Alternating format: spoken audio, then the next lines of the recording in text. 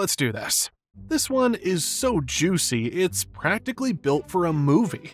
The story goes like this. Knights ride off on a crusade, but before they leave, they lock their wives in iron underwear, a chastity belt, to make sure nothing happens while they're gone. Creepy, medieval, unforgettable. The perfect story. Except, it's fake. Every chastity belt you've ever seen in a museum, yeah, those were made centuries later, mostly in the 18th and 19th centuries. That's when people were obsessed with making the Middle Ages look like a freak show of barbarism. Victorian collectors actually hired blacksmiths to make these nightmare contraptions and then pass them off as authentic medieval relics.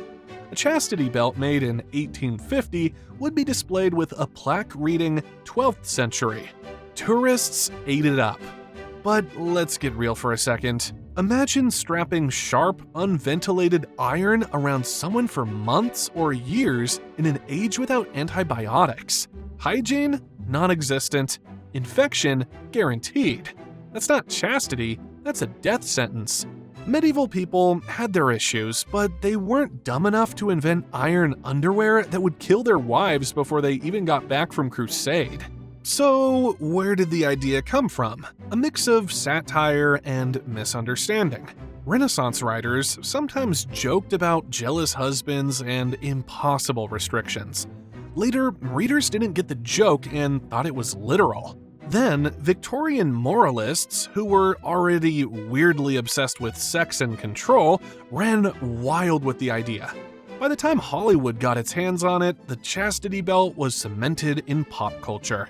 The truth? No evidence at all that these things were ever seriously used in medieval Europe. The surviving examples are basically gags, curiosities, or made-up artifacts. So no, knights weren't out there handing their wives a key and saying, "See you in 3 years, honey, try not to die of tetanus." The chastity belt is just another myth people loved because it made the Middle Ages seem more twisted than they really were.